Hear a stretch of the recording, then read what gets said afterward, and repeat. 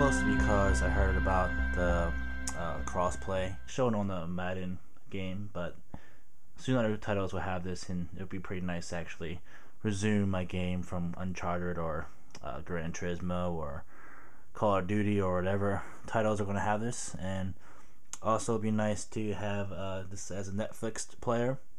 I'm pretty much not going to buy a lot of games for it as of right now. The only game I decided to get a copy of is Wipeout 2048. So I'll also do unboxing of that as well. And Sony went to the dark side and pretty much made you have to buy a memory card. You can't do anything unless you have a memory card, so I picked up a 16 gigabyte version. 32 was pretty pricey. It was $100, and I didn't want to spend, I don't know, $500+ on this whole purchase. But I got the PS Vita Wi-Fi version. 3G was just ridiculous. I don't need 3G. And then I got Wipeout Pure. Not Wipeout Pure, I'm sorry. Wipeout 2048. Now this game got a lot of criticism. It's bad criticism, saying that it's not really up to par with the... It's not optimized really for the hardware because it's 30 frames per second and the graphics are good, but not as sharp as other games. You're probably asking me why I didn't get Uncharted. Well, mostly because I had just bought the new version of Uncharted for my PlayStation 3, so why just buy another Uncharted game? I'm just gonna wait out until more titles come out that are more appealing to me. I'm mostly a simulation type of player and call it a first-person shooter type of gamer. So once more games come out for PlayStation Vita, I'll do that. So let's get to the unboxing. So like I said, this is the PS Vita. This is the Wi-Fi version. I'm going to take out my 8K Mini and take off this plastic. Get the sides here.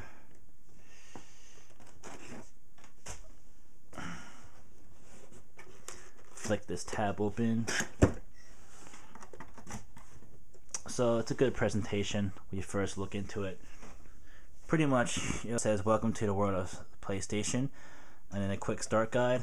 So this is pretty much a piece of literature that no one will read. Just quick start guide, all that shit. And then so no one's gonna read that.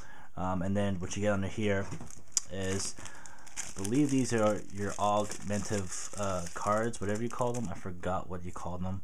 AR play cards. And pretty much you place this on the table and there'll be some software you play with it, and it loads certain things over the card. It's pretty neat. I'm not really gonna use that, but it's a pretty neat technology. And that's what you get there. And you also get your power cords you'll need. So this is your power cord you plug into your power brick, and then this is your proprietary charger. I think this is a 40-pin type of charger.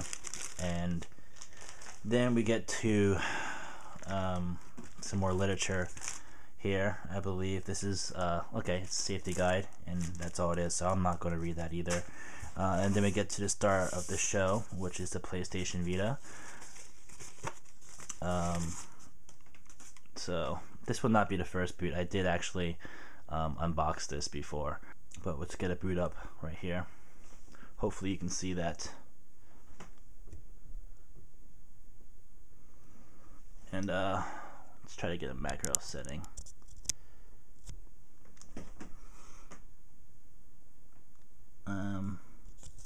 Get a macro shot. Unlock. And normally you would have to go through a setup type of video, but I already done that. And let's just zoom out and show you the PlayStation Vita. So what this comes with is pretty much a whole bunch of sensors and different type of ways to interact with your game. We have dual analog sticks finally. A smaller type of directional D-pad. Now these are not individual type of directions. You see it as a one piece, so I don't really like that. It's also shrunk down a lot. We also have a front facing camera right here, very low quality, mostly just for games, not for taking pictures or anything. Very shrunken down, triangle, square, X, and circle buttons. Below that we have a select and start button right there. I'm not sure if you can see that. It's very hard to see all this right here. Let's see. There we go. Start and select button right there. Speaker grill and an other speaker grill there. On the top we find the power button and your PlayStation Vita card slot for your games. Additional slot for, I believe, third-party accessories or expanding your PlayStation Vita. Then we find your volume down and your volume up. Your shoulder buttons.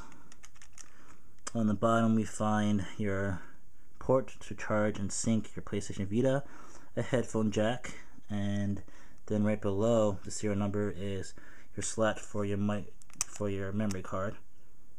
And then on both sides you'll find a lanyard holes to put stuff inside. The back you have your touch panel. This is to control more games. Back facing camera. Some grips right here. This thing is very light device. Feels very cheap, honestly. I feel like I'm going to break this, honestly, and it feels like nothing's in here. Build quality, I give it like probably a 5. Sony could have put some metal into this thing, but to make it very affordable, they put a lot of plastic parts into it. It has a very powerful ARM9 Cortex processor. I believe it's a quad core. I don't fully remember. Honestly, I'm not really into the PlayStation Vita. I wasn't into it that much, and I just got it pretty much. I wanted a new toy, so I decided to buy it. I'll have probably a more in-depth review later on. Don't expect it to come out too soon. I'm not really that interested into the Vita, but there you go. There's an unboxing of the PlayStation Vita. I'm just going to continue and start to unbox the Wipeout 2048 game. I decided to get a hard copy because if I get a soft copy, software version of it, and I don't like the game, I can't get that money back. So I decided to get the hard copy and sell it to a friend if I don't seem to feel like that the PlayStation Vita is for me. So that's what I really get. It's just a piece of paper showing the game, and then the actual cartridge, which I pretty much almost lost. So be careful when you take your game out there. And that's pretty much it for the game. Now let's get to the memory card. So essentially what I think this is just a micro SD card, and I put a different type of feed to read it. Very overpriced, $60 for 16 gigabytes. You can honestly find 16 gigabytes for about, probably $30 somewhere. So very overpriced. 32 gigabytes was $100, so definitely was not getting 32 gigabytes. But 16 gigabytes should be good for about 3 or 4 games. So let's just get to the unboxing of that. Let's cut here. Then we want to get to our memory card, which apparently I lost already. Okay, here it is. So you can easily lose this thing. Be careful how you unbox it. I'm going to put this in macro settings so you can see how tiny this thing is. Sony Vita, PS Vita, 16 gigabyte. So yeah, they did a proprietary type of connection right there. Very sure it's a micro SD inside. Just a converted connection. And that's pretty much it. That's all I bought for my PlayStation Vita. Memory card, game, and the PlayStation Vita. Hope you guys liked. Stay tuned for probably reviews and probably unboxings of other accessories and cases. Till then, it's your boy Matty G here, and peace.